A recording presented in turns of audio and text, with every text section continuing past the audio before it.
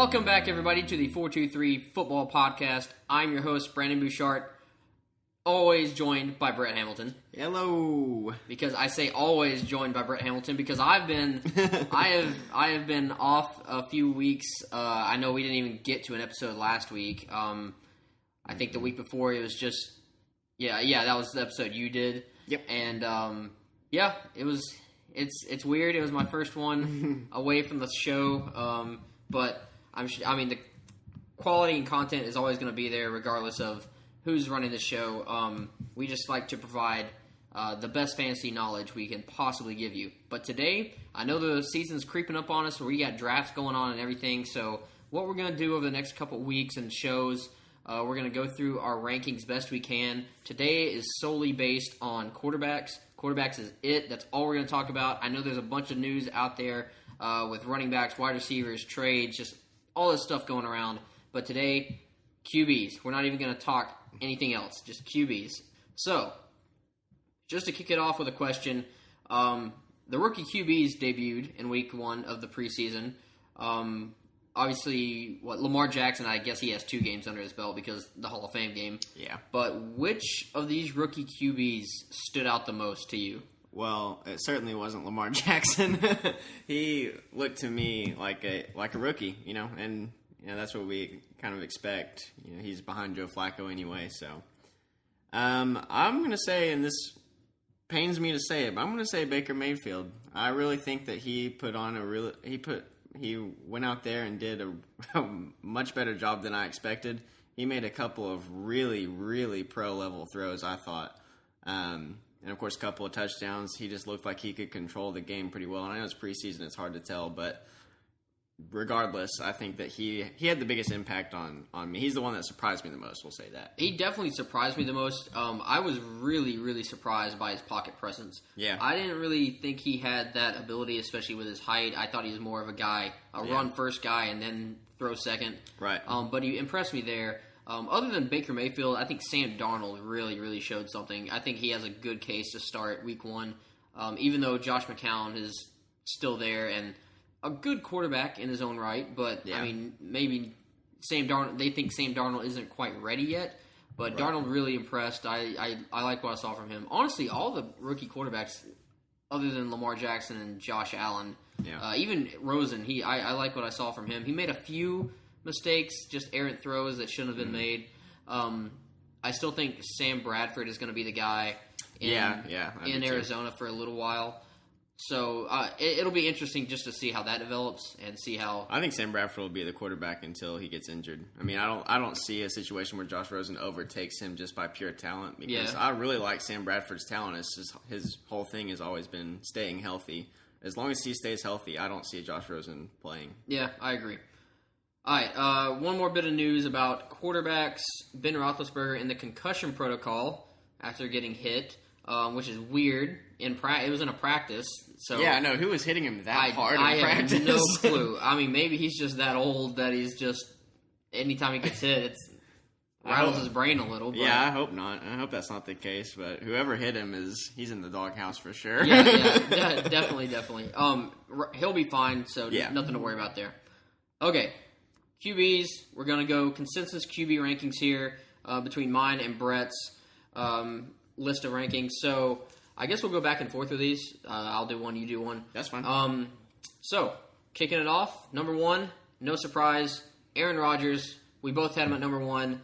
I mean, he's the best quarterback in the game right now. He might have some of the best weapons he's had around him in a long time. I mean, they've added Jimmy Graham at the tight end position. They go out and grab 3 rookie wide receivers in the draft. Have another young guy, Jake Kumaro, who's tearing it up in training camp and preseason. Cujo. Jake Cujo.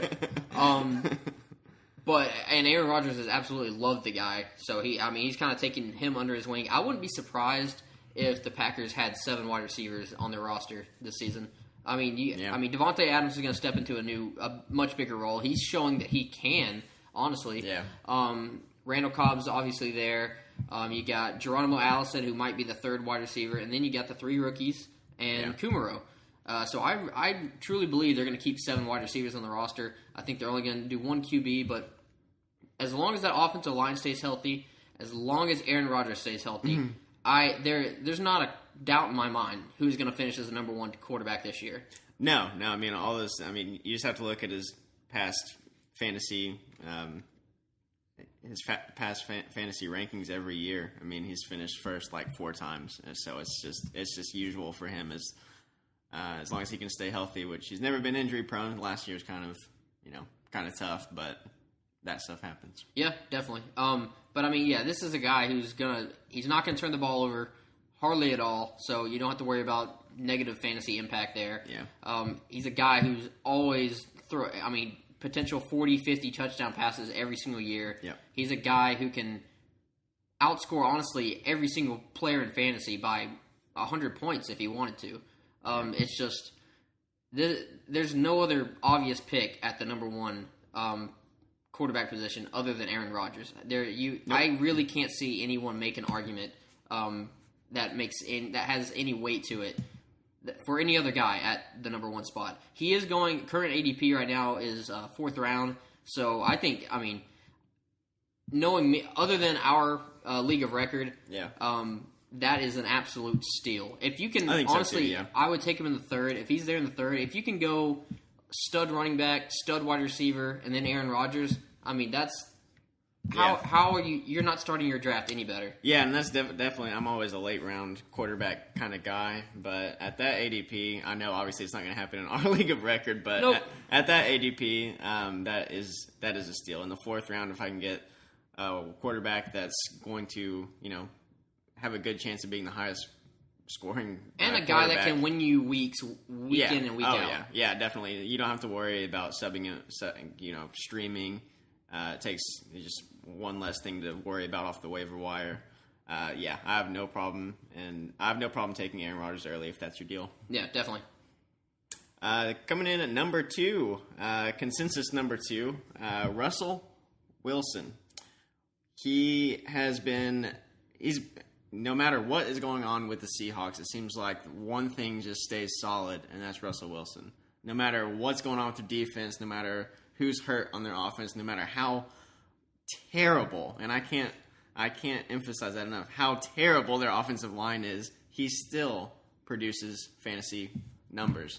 And for him, it's always been, last year, he was number 1 ranked quarterback, and he had less than 4,000 passing yards because he's always the guy that gets it. He can get it done on the ground.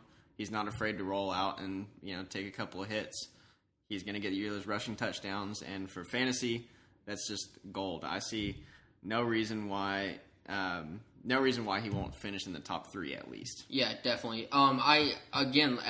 As you hinted at, just the weapons around him just seem to get worse and worse. They might have actually gotten a run game this year. Again, the offensive line is going to play a part in that. Mm-hmm. He lost a lot of weapons. He lost Paul Richardson. He lost Jimmy Graham. He lost Luke Wilson. So now it's just and I think Ed Dixon's actually hurt right now. The tight end, so Nick Vannett might have to step up. Yeah. But, Doug Baldwin's there. He's always got that safety blanket. Tyler Lockett's there. Amara Darboh might step up into a role. That's what I'm saying. I was a year early, but... It's better to be a year early than a year late. So the weapons might not be there, but Russell finds a way to get it done. He just... Yeah. Every single year, he led the league in touchdown passes last year, so there's no question about his abilities. It's just... Can the Seahawks provide him the help that he needs to produce fantasy points? And one good thing, because their team is in shambles right now, especially their defense, it's just ugly. It's going to give them more opportunities for passing situations. Yeah. And, again, that's going to lead to more points for Russell Wilson. Yeah, I think they're going to have to score more points than they have had to in the past. The only thing that worries me is, his health with them not addressing the offensive line issue in the offseason. I think he's super durable, though. That's he hasn't been super beat up, and they've had offensive line problems for a couple of years now, and he hasn't had any major injuries. So it's not that big of an issue, but that's just something to keep at the back of your mind. Yeah, definitely. All right, number 3, sticking with a rushing quarterback. We both have a number 3. Actually, our top 3 guys. So we're all consistent on. But Deshaun Watson. Deshaun Watson, I know he's coming off an ACL. I know this is going to be his sophomore season. We really didn't get a lot to look at last year. What we did get to look at was absolutely incredible, and that's where this ranking comes in. Yeah. Number 3, it's a little bit of a risk, honestly. It is high. Yeah, I was looking at that. I was surprised that we were actually a consensus number 3. I thought I was being way out there. Yeah, but, well, I mean, just the risk and reward is just, I mean, that's what this is, and in the biggest way possible. I mean, Deshaun Watson could be that Vic level fantasy value that we haven't seen in a long time. That rushing value that is just unmatched in the NFL right now. I don't think they're going to limit him much in his running. I think they're going to let him go. I think they're going to be okay with him being mobile and do what he does best. Honestly, I'm trying to think of just the only thing I can think of that I can say bad about Watson is the fact that he has the knee injury. And the fact that he's had a similar knee injury in the past. Yeah. So there might be a little bit of a track record there. Might be a little scary, but it could be an absolute home run pick. Yeah, and that's the thing is his stat line last year when the games that he was playing is unsustainable. He's not gonna throw for 6,000 yards and 60 touchdowns. Yeah, 60 touchdowns. That's not gonna happen. But the reason why I have him ranked at number 3 is because I think that even if the Texans don't win every game and he doesn't throw 4 touchdowns every game, he's going to find a way to give you fantasy value, really based on the running game. I don't think that they're going to limit him in terms of how he rolls out and how he can turn on the jets and go upfield and get the first down or touchdown on his own. I don't think that they're going to limit that because they know what they have in him. And they know that that's a critical part of his game, and that's why he was so successful, is because there's always that threat of him being able to run. If you take away that, the same thing happened to Cam Newton. They took away his running because they wanted to keep him healthy, and Cam Newton sucked because he couldn't do anything because they weren't worried about him running. So I'm not worried in their usage. Like you said, the only thing that really worries me a little bit is coming off the ACL injury. Yeah, and the offensive line, not the best. Honestly, it's one of the bottom tier ones in the league. But other than that, his weapons around him are fantastic. Lamar Miller, you know how I feel about him. Deontay Foreman, he won't be back until probably midway through the season, but great weapon there. DeAndre Hopkins, arguably top. Actually, not even arguably. He's top 2 wide receivers in the league. Will Fuller's up and coming. I mean, they have weapons, so just. That's why Watson is so high for us. Yeah, absolutely. Coming in at number 4, this is where we start to disagree a little bit. Cam Newton, just mentioned him. Brandon has him at 7. I've got him at 4, so it's odd that it works out to be the consensus number 4. I guess whatever, my way or the highway, Brandon. Well, I mean, it's difficult when you have only 2 people you're averaging this out to. Yeah, it's a difficult average, but Cam Newton, I've got him ranked as number 4 just because of the things. Kind of similar situation to Deshaun Watson is last year they let him open up the running game, and that's what gives him his fantasy value. He's going to score. They're going to give him the goal line sneaks. He's going to score rushing touchdowns. Last year he was without Greg Olsen for a significant time. That kind of he's not the greatest passer anyway, but when you take away one of your biggest passing options, that's an issue. They get rid of Kelvin Benjamin. That was an issue. This year, you've got Devin Funchess, which I'm not super excited about him. Christian McCaffrey, his role is solidified. He's going to get the targets. He's going to get his touches every game. You bring in DJ Moore, which I really do like DJ Moore, and you get Greg Olsen back. So I think that. And last year he finished as the number 2 quarterback on the year. So I don't think that there's I don't see a whole lot of regression. They're in a super competitive division. They're going to have to score a lot of points to compete in that division. I don't know. Why do you? Well, let's hear from you. What do you have for? Well, I definitely don't. It's not that I dislike Cam. I definitely dislike him at 4, and because there's a lot of guys I'd take in front of him. Mm-hmm.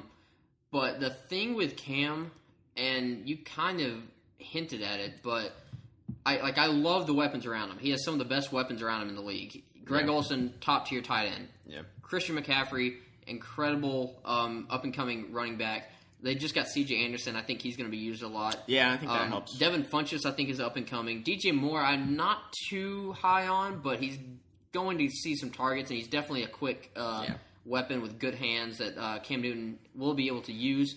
Offensive line is very, very good. Mm-hmm.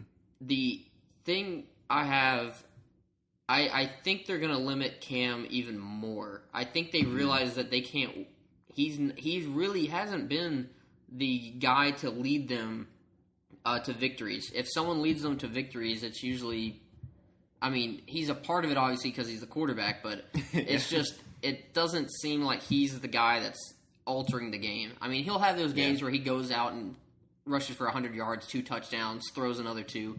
That's fine, and that's why I mean, I'm not saying don't draft Cam Newton. I'm just saying he's not up there with the rest of the guys. And I really think the big kicker for me is they have guys like McCaffrey. They have guys like C.J. Anderson now. They have Cameron Artis-Payne, who's up and coming as well. And I think they are shifting to those guys being the goal line threats. I don't think Cam Newton's going to have near as many rushing touchdowns as he had in the past. Yeah. I think they're going to use those guys a lot and limit the hits on Cam Newton. Again, like you hinted to earlier. Yeah, all right, that's fair. All right, coming in at number 5, Drew Brees. I have him at 5. Brett has him at 6. So Drew Brees this is a very tough one for me because we saw what happened last year, and the duo running backs that just took over that entire offense. We saw the defense step up in a big way where Drew Brees didn't have to throw the ball as much. I think it's going to come back a little towards the middle where Drew Brees is still going to be able to throw the ball. They have super weapons in Michael Thomas. Cameron Meredith is in the offense now. I think he's going to have a pretty good year. Ben Watson, I even think, is going to have a good year. And obviously, Alvin Kamara catches plenty of balls out of the backfield as well. Mark Ingram being suspended might shake things up a bit. Honestly, it might help the Drew Brees fantasy value just because they might have to... Because Mark Ingram was always kind of like the grinder at the end of the games. Yeah. Alvin Kamara is more like the hot rod, explosive kind of guy. Right. But just Drew Brees at 5, I think, because in the past, Drew Brees was always in the top 3 we thought of. So I feel like we're kind of we might be copping out here, just putting him at number 5, because I don't really want to drop him where some people have him outside the top 8. Yeah. And then some people still have him in the top 3. So we're kind of splitting the difference here. And, I mean, it's Drew Brees. I still think he's going to be able to. He's not going to. I think he'll have over 30 touchdowns once again. I don't think he's going to be dropping down to 20s, into the 20s. No, and I actually think that number 5 is a fair spot. It's really hard for me. I know I have him at 6, which, one spot removed from number 5, but it's hard to keep him out of the top 5 when you think about Drew Brees. When I look at how he played last year and I think about the game scripts and all of that, I don't think that he's taken any steps backwards. It was just a different team. And I think that the passing touchdowns was way, way off the historical average for him. And I think you're going to have some positive regression in the passing touchdown category. So for me, it's hard not to see him in the top 5, just given the high caliber quarterback he is. First ballot Hall of Fame all the way. It's just hard to keep him out of that spot. All the way, oh, baby. Yeah, I'd vote him in now. Coming in at number 6, Brandon has him at 4. I've got him at 8. We're talking about Tom Brady, the man who has no age limit. We're going to see him playing up into his 50s, apparently. Tom Brady, he just gets it done, year in and year out. For fantasy, he's not always, that top 1 to 2 guy. Obviously, fantastic quarterback, and he works in the Patriots offense well. He's got Rob Gronkowski, assuming he's healthy and plays 16 games. I mean, that's a monster target for the end zone, and that's really what they like to do when they get in the red zone. The issue, I guess, the reason I'll start off with why. Yeah, why do you have? Why do I have him at 8? I think that this year you're going to start to see the dip a little bit more prominent in the fantasy points. I don't think the Patriots are going to be bad. I think they're still going to win plenty of games. But as far as what I expect them to do, and as far in the passing game, I think that they're going to start using the running backs a little bit more. I think that their defense is going to improve. Their defense was atrocious last year. They have a new DC. I think and part of this is I just like the other guys that I put in front of him a lot more for fantasy. I like the potential upside. For me, Tom Brady doesn't represent a whole lot of that hot upside. It's more of like I know what I'm pretty much going to get, and I know I'm not going to be able to use him the last 2 weeks in the fantasy playoffs. Very, very true. I was completely like rejecting like everything you had said up until that, and I was like, you know what? Now I don't really want to draft him. Yeah. And another thing is all of his wide receivers are hurt, which I know it's not. It's kind of like saying that about Aaron Rodgers. Like even if all of his wide receivers just like fell over or all got suspended, he'd still make fantasy points just appear. But it is a concern for me considering that with the injuries of their wide receivers, they have a completely different wide receiver core. They got rid of Brandon Cooks. They've got suspension issues. It's just I just think that I don't know. I can't take him over the other guys that I put in front of him. I mean, I understand that. There's a lot of tier-based rankings. I mean, a lot of these guys are in the same tier. Yeah. But with Brady, I mean, it happens.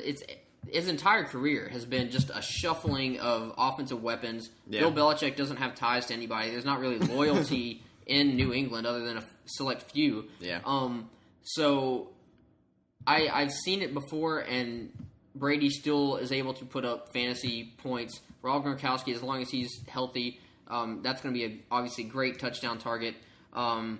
Chris Hogan, I think, is going to take another big step forward, especially with Brandon Cooks gone. And then Edelman out for the first 4 games and coming off the ACL. I think him being there is going to play a big part as well. But the thing, it's just year in and year out, Brady puts up fantasy points with players around him that he might not have seen before. He at least has a feel for some of these guys, and that's a good thing. The offensive line might be a little hit or miss at times. They always seem to find guys that work out, though. It's hard to doubt a guy. He's the greatest system quarterback to ever play. And because he's a part of that system, it's going to provide fantasy points for the quarterback position, regardless of who's playing. Yeah, no, I can't argue with that. All right, coming in at number 7 on our list, Carson Wentz. Another guy coming off an ACL injury. I have him at 5. Brett has him at 7. I honestly at one point I had him at 3 on my list because I like what I saw last year so much. But then I went back and watched some tape, and there are some times where Carson Wentz just maybe not the best decisions in the pocket. He's great at extending plays. I mean, Aaron Rodgers level extending plays. But I definitely think what we saw last year is going to come down a little. I think they're going to run the ball a little more with Jay Ajayi, who they didn't even have for the full season last year. They have a flurry of really good running backs. Corey Clement, Darren Sproles is going to be back for this year. Wendell Smallwood, people still forget about him. I will say if there's anything I like a lot about Carson Wentz, it's the touchdown ability. I think with his tight ends, Zach Ertz, and then they go out and get who I think is going to be Zach Ertz 2.0 in Dallas Goedert. They go out and they have those two solid tight ends. Alshon Jeffrey actually might be on the PUP to start the year. Yep. That might be a concern. But, they got other weapons. Nelson Aguilar showed that he could play last year. Mac Hollins I actually really like. They have other weapons. I don't think Carson Wentz has near the upside as some of these other guys. I will say that. I think Cam Newton has much higher upside. Deshaun Watson, Tom Brady, even Andrew Luck. So that's why I have Wentz at 5. Again, putting him kind of in the middle. but it's just Carson Wentz. I don't know. It's just something's not right when I don't like drafting him at this point. Well, it's risky. I mean, he was a hot commodity last year, and he did have the ACL injury. And that was really the first time. I mean, the year before, Carson Wentz was nothing. This was the first time he really boomed. And this team is really good. I mean, they're the defending Super Bowl champions. I mean, they did something that no one thought that they could do last year. Nick Foles, baby. Yeah. Nick Foles is the defending Super Bowl champion. But no, Carson Wentz definitely got them there for sure. Should have been MVP last year. Yeah. I would have voted him MVP for sure. It's just, the upside is definitely there for Carson Wentz. I mean, they may make another Super Bowl run, and he may be at the helm of it for all 16 games. So that's what you get. Coming in at number 8, Andrew Luck, quarterback for the Indianapolis Colts. And I'm assuming that both of us are ranking him like he's going to play a lot, like just like right out of the gate, right? Well, I'm ranking him as he's going to play Week 1. Yeah.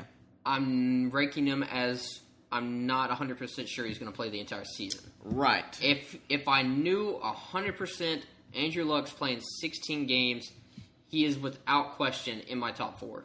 I'd have him at number 4, right behind Deshaun. Well, actually, I don't know. Yeah, probably number 4. But Andrew Luck, he hasn't played in a million years. It feels like he's been, battling the shoulder. It's been a long time since we've seen him throw a football, but now it appears that he really is going to start Week 1, which is exactly what I thought last year when I drafted him. But this year's different. It feels different. It feels a much less a lofty idea that he actually plays Week 1. All of the reports are positive. This is a guy that when he plays all 16 games, he puts up massive fantasy points. He's a fantastic quarterback who has pretty good weapons around him. I'm not sure how I feel about the whole offense right now. But T.Y. Hilton, if he and T.Y. Hilton are on the same page, I mean, it's gonna be a glorious thing. Well, that's the beauty with Luck and the Colts. Like, Luck's out there just completely elevates every player on that team. Not just for fantasy, just in general. Yeah. T.Y. Hilton goes to being arguably a top 5 wide receiver if all things are going well. Jack Doyle is extremely relevant. Marlon Mack, Marlon Mack being hurt right now, and then Christian Michael. If you're a Christian Michael truther, stay woke, my friends. But I don't know if it's just the weapons that he has really aren't that great. No. On paper, but he just elevates them so much. T.Y. Hilton's obviously a superstar in his own right, but Andrew Luck, that's the best thing about this, is that he's going to elevate so many other players, not just himself. Right. And there's gonna be some sleepers on that team for sure that come out, and if Andrew Luck is firing on all cylinders, there's gonna be some sleeper fantasy players on that team that you're gonna be picking up on the waiver wire. Yeah, definitely. And I'll say it again. Honestly, it might be a little bold, a lot bolder than last year. But I was saying last year when drafting Luck, because we were dealing with a much more difficult situation last year with Luck. Like, we thought he was going to play and then just completely didn't. But I said Luck is the only quarterback I believe that can rival Rodgers for the number 1 spot if they play all 16 games. I'll say that again. It's a little more bold this year because we haven't seen him throw in a while. But I still think that holds some weight. Yeah, I agree. All right, coming in at number 9, we got Matthew Stafford. I have him at 11. Brett has him at 9. Or did I switch that? Sorry. That's Is that right? Yeah, that's right. My bad. I when I was putting this together, I did it really quick, and it was kind of back and forth on a few. But yeah, 11 and 9. Sorry, I should have known that off the top of my head. Stafford has, again, we're getting to the point where a lot of these quarterbacks I'd take around the same time. Honestly, just depending on how I felt and how my team was being built. Right. But Stafford, I think, is not elite, but he's a very good quarterback. Doesn't always have the best weapons around him. I think they're going to use the running backs a lot more this year, so his value might come down a little. I think Kerryon Johnson's actually going to be a huge part of that offense. They got LeGarrette Blount. There's a lot of guys that are just going to be able to punch things into the end zone instead of Stafford having to throw. So touchdowns, I think, might come down a little bit. Yardage has always been there for Stafford. Yeah. He's got big yardage guys in Golden Tate and Marvin Jones. He's got weapons. Kenny Golladay, I really, really like for this year as a deeper, sleeper wide receiver. But yeah, Stafford, I mean, he goes out there and he puts up usually top 12 fantasy numbers every year. Yeah, whenever you're drafting him, you know what you're getting. He's so consistent. I mean, he's always in that top 12 category, and he's one of the more consistent fantasy quarterbacks that you can pick. And he's one of my favorite. Or he's one of my later round guys. He's not super late, but I do think this is going to be a good offense, and he's going to throw the touchdowns. I mean, that's what it comes down to, is he does it every year. And I think a lot of times people forget about him just because he's not flashy and doesn't give you too many week-winning weeks. But as far as consistency, he doesn't give you a lot of poopers either. Yeah, very, very true. Yeah, number 10. You got it. Sorry. Number 10. Yeah, golly, Brandon. Coming in at number 10, the last guy we're going to talk about real quick is Kirk Cousins, the new face of the Minnesota Vikings. Brandon has him ranked at 9. I've got him ranked at 10, so we feel about the same about him. The only thing I can really, this is going to be obviously a whole new offense for him. It's a great offense just on paper and what we saw from last year with Case Keenum. I think Kirk Cousins he's gonna come in, and it's gonna be, I'm not gonna say it's gonna be like a world leap better. I don't think that. I think the team is just so well rounded that he's not gonna have to do a whole lot, and that's why I don't have him ranked any higher than 10, even though the Vikings are such a good offense. I don't think that they're going to have to rely on him week in and week out to win those games. They've got some monster pieces around him for sure. They've got Kyle Rudolph. They've got Adam Thielen, Stephon Diggs. They've got Dalvin Cook, Latavius Murray. It's just a really well-built offense, and they've got a great offensive line to keep them protected. I think they invested in an offensive lineman this offseason as well. So not a whole lot you can say. I don't think there's a whole lot of risks in Kirk Cousins, but I also don't see like a huge upside either. Yeah, I completely agree with that. I have a hard time seeing Kirk Cousins I have a hard time seeing him having a better season than what Case Keenum did last year. Oh, yeah. And Keenum had a great year. I mean, 30-plus touchdowns, very, very few interceptions. Kirk Cousins has always been the guy on the Redskins because the defense is so bad. The running game was never there. He was throwing constantly, throwing 4,000-plus yards, getting touchdowns. Those were hit or miss, as they usually are. But now he's in an offense that, 1, has a good defense, 2, has a running game, and then, again, he has good weapons in the receiving corps, and they're going to get theirs. I fully expect that, but I just don't, again, like you said, he's very, very safe. Not a whole lot of upside. I can't see him jumping into the top 5 whatsoever. No, I agree. All right, just a few guys that missed the cut that were just right on the cusp of getting in our top 10. Phillip Rivers, obviously Keenan Allen's healthy. Hunter Henry being out for the season is definitely going to hurt his value a little bit. Melvin Gordon's obviously a big part of that offense as well. Ben Roethlisberger, as much as that offense, or as much as everyone loves that offense, Roethlisberger just, his track record in the past couple years in fantasy, he's never jumped into that top 10. Yeah. So I just can't put him there. No. Matt Ryan, a lot of people might have been asking, hey, where's Matt Ryan on this list? Because 2 years ago he was being drafted in the top 5 in terms of quarterbacks, but took a big dip last year. I think Kyle Shanahan leaving has really affected that. I think they'll get up a little more this year. I think Julio's going to have a much better year than he did last year. Yeah. Calvin Ridley is a great weapon to have. They have Mohamed Sanu, obviously the 2 running backs, if they can stay healthy. Yep. Jared Goff. Goff had a great sophomore season last year. The Rams only got better. It's hard for me to draft him in the top 10. Yeah. When Gurley is the focal point of that offense, 100%. Yeah. I like the receivers around him. They're nice toys to have for him. But again, I just don't see Goff having to throw the ball constantly for the Rams to win games, and I don't think Sean McVay is going to do that either. Yep. And then Jimmy Garoppolo staying in the division. This is the one that probably is going to upset a lot of people because the top 10. some people have him in their top 8, maybe even top 5. I don't know what the exact consensus ranking is, but we'll just check. I think it's 13. I just checked. Oh, okay. So I guess it's not too high, but I have seen him on some rank.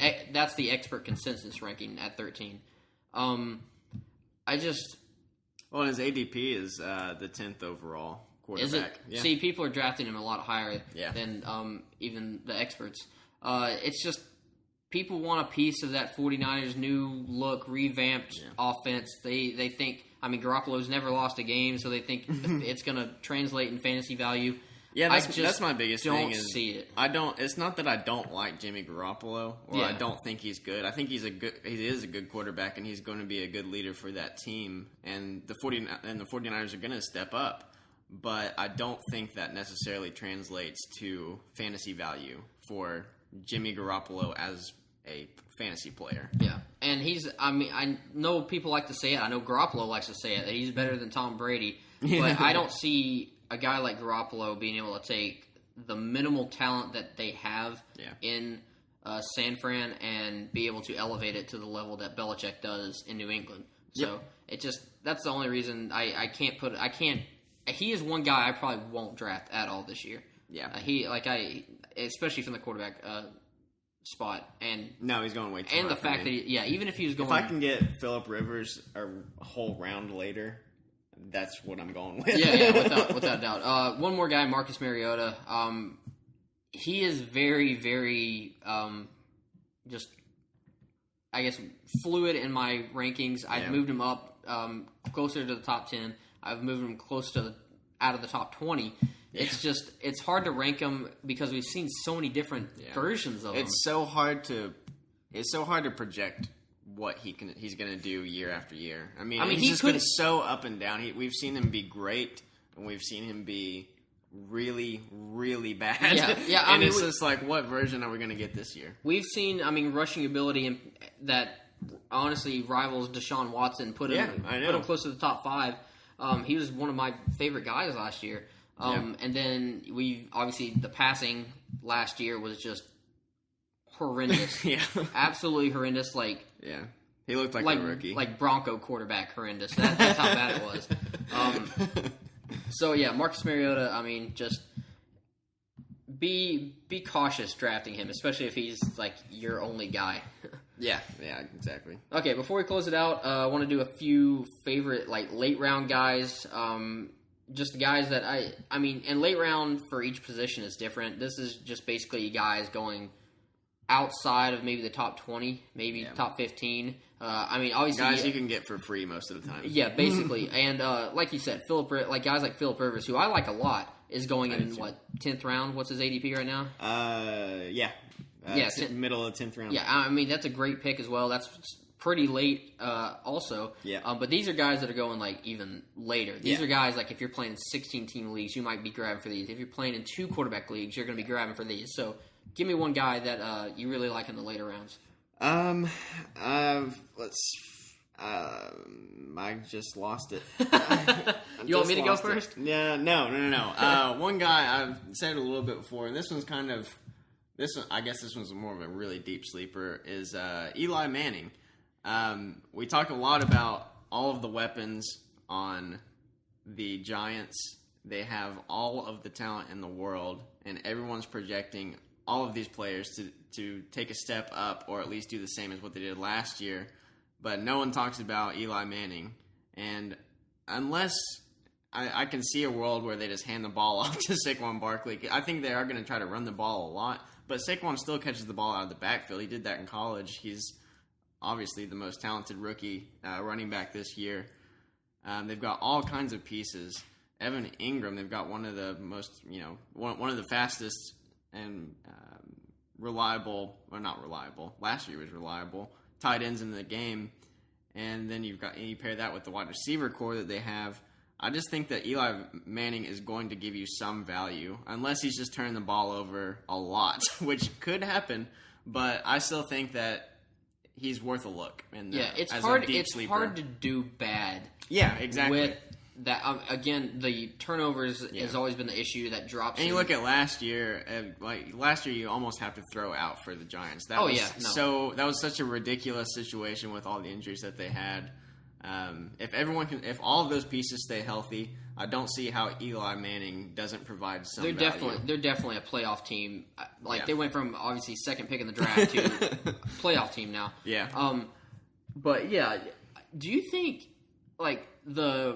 just saying the starters, the number ones at each position on the team? So Eli, Saquon Barkley, Odell Beckham, Evan Ingram. Do you think those four? Is there a team out there that has a better four guys than that? Ooh, wow. There's only two teams that come to mind, and I don't think it's true. I don't think it is. What are the two teams you're thinking of? Vikings and well, geez, I just forgot it now. Vikings are the ones that came to my mind first. Vikings and Steelers. Yeah, you've got because you'll have. I mean, Cousins, Kirk Cousins, Dalvin Cook, Thielen or Diggs, whichever. Kyle Rudolph, whichever camp you're in, just put either one of them in. That's still going to rival. But honestly, now Saquon Barkley and that boy Odell. Yeah, Odell. That's just not fair. Yeah, that's a good way to put it. All right, one of my favorite late round guys, Tyrod Taylor.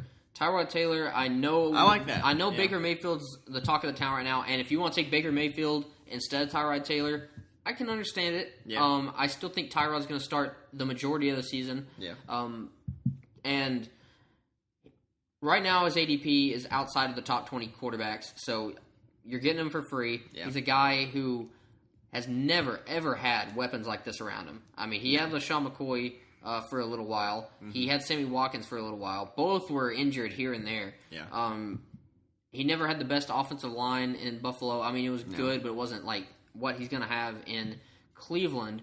Terrible defense. Yeah, I still think I have no faith in Cleveland as a team, but for fantasy, I think Tyrod's going to have his best year. This is going to be the year. I think he honestly, especially because of the rushing ability, he can jump into the top 15, top 12 quarterbacks this year. Yeah, I think he's super underrated in general, so I'm glad you brought him up. I have no problem. I think that he's going to start most, if not all, of this season. I know Baker Mayfield definitely impressed, and Tyrod Taylor, there's no lock. I think he's almost a lock for week 1, but he's definitely going to have to perform to stay on the field.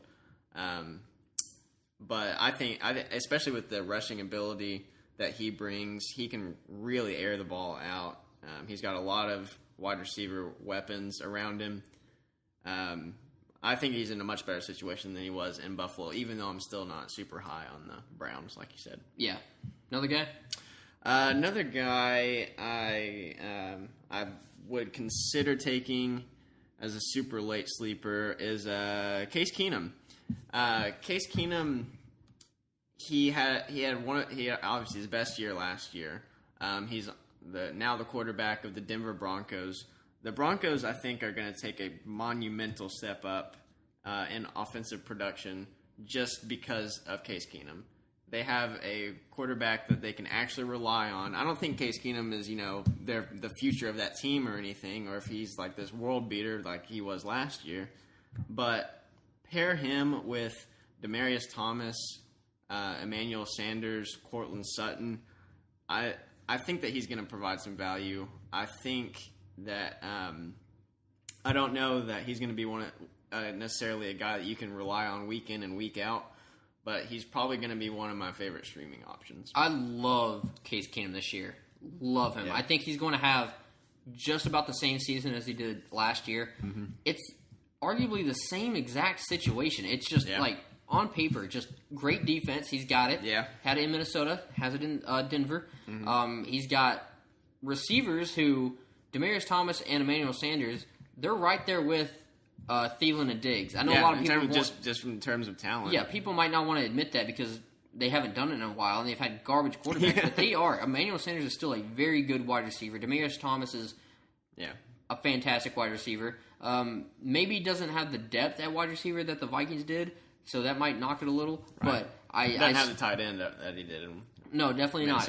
But I still think Keenum's going to have all the opportunities to make plays through the air. Royce Freeman, talking about a good running back. He's one of my favorite rookie running backs. I think Freeman is going to be a very, very good running back this year. He had one of the best, he had just almost exactly what I wanted him to have in his first preseason game. Yeah. He showed everything that I wanted him to show. Just get Devonta Booker out of here.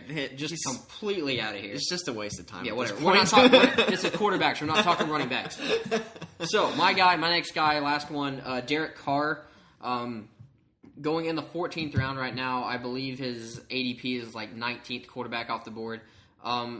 We've seen him last year. People were drafting him in the top 10. So I don't understand why people just change their minds so much, just back and forth. Just make up your mind. If you want Derek, the only reason Derek Carr had a poor year last year was, there were a ton of circumstances. Coaching was crap. Offensive line was not healthy at times.